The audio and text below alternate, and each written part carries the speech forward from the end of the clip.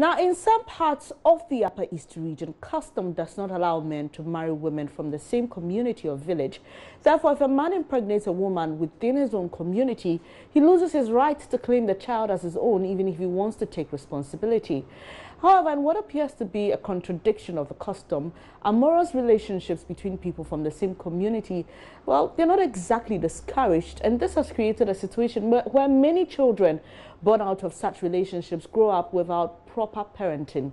For our JoyNews agenda on outmoded practices in Ghana, or practices people consider outmoded, Upper East correspondent Albert Sori filed this report. No proper documentation has been made of the exact reasons for the adoption of this customary practice, where a man is not allowed to marry a woman from within his own community or village. The rules regarding the custom therefore vary from one ethnic grouping to the other within the Upper East region. In the Nabdam district, for example, it is believed that some communities were founded by single men who settled there and started families. Their sons later spread to other parts of the same communities and started their own homes. This means members of most communities here are descendants of the same person and therefore cannot intermarry. Nabsinrik Sobil IV is the chief of Pelungu, a town in the Nabdam district. So my village here is called Pelungu, and Pelungu is the first son of Zebra. Then Damolge is the second son of Zebra. Then Lore is the third son. And when Pelungu decided to migrate to where I am now, Damolge also decided to go and build his house, and Lore remained with the father. Zalirgo was a female child and also settled at where we call Zalirgo. So these are three brothers and a sister. So when that happened, our forefathers, they said, look, you cannot marry your own brother's daughter or your own brother's son.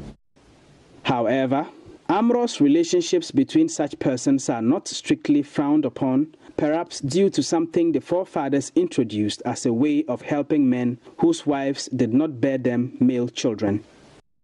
Those days, they used to put one, like if you have more girls and you don't have a boy, they believe that if you die, the inheritance will end there.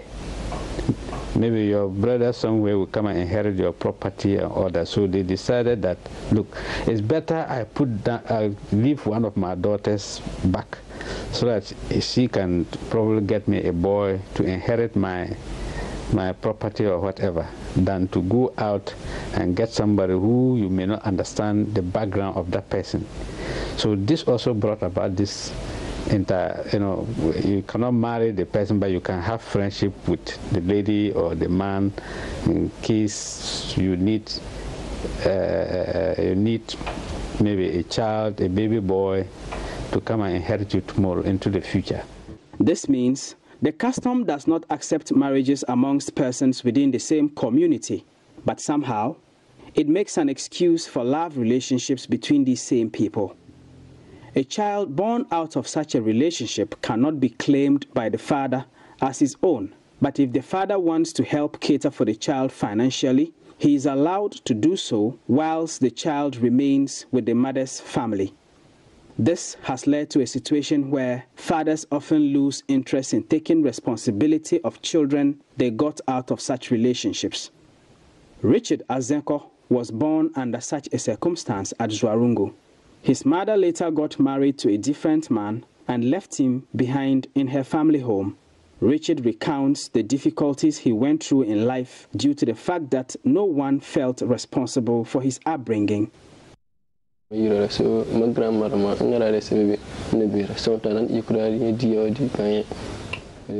was left in the care of my grandmother, who was old. So things were not easy for me, he says.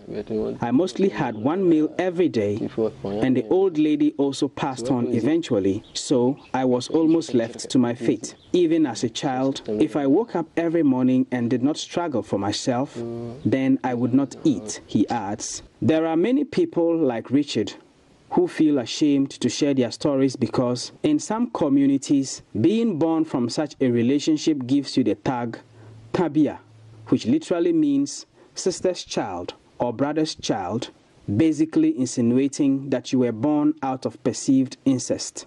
But this cannot be true because the persons usually involved in this kind of relationship are not closely related by blood. Head of Department of the Bolgatanga Municipal Social Welfare and Community Development, Mercy Poivra, says her department is often confronted with instances where mothers are reluctant about demanding responsibility from men who impregnated them out of this type of relationship. The Children's Act says that whether the child is born in wedlock or out of wedlock, it's not the issue.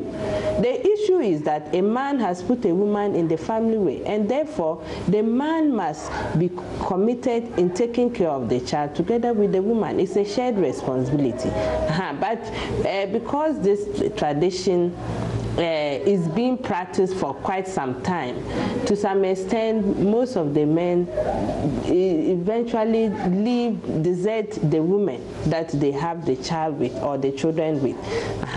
And sometimes the cases that come before us, we try to see how best we can intervene to ensure that the child is properly taken care of. But because it is a practice, most often than not, the women even feel reluctant to come to the department to report such cases. Richard never got the chance to go to school. He now works as a butcher thanks to support from a relative. He believes that this custom should be abolished because children are the eventual victims of it. Naabsobil Defort says the custom could change someday, but it has to take a gradual process. Even our own elders, you suggest something to see whether it is possible for you to change this, and the elders will tell you no, because they are still with that mindset. And you as a chief, you cannot force things to change because you work in collaboration with your elders and even other stakeholders. Even this marriage rights, we are given 4 cows. It has always been that we should reduce it. People don't want to understand, but it is now coming, because when you now marry a girl today, they will tell you, oh, okay, give me 1 or 2. If you have your daughter and you say you want 4 cows, you are likely not to get the 4 cows at a go. So I think that with time, some of these things will change. But it cannot be changed in a day. Just one day, you just get to say we are changing this thing. It cannot happen. But with education now coming, everybody wants his daughter or his son to go to the highest level of education. Outmoded Ghanaian customs are still prevalent in some communities, and the right authorities must act to ensure their gradual elimination or modification to suit current situations of life. For Joy News, Albert Sori, reporting from Bolgatanga. You're watching Joy News Desk with me, Bernice Abubedi. We'll take a quick breather. When we come back, we'll bring you more stories to stay.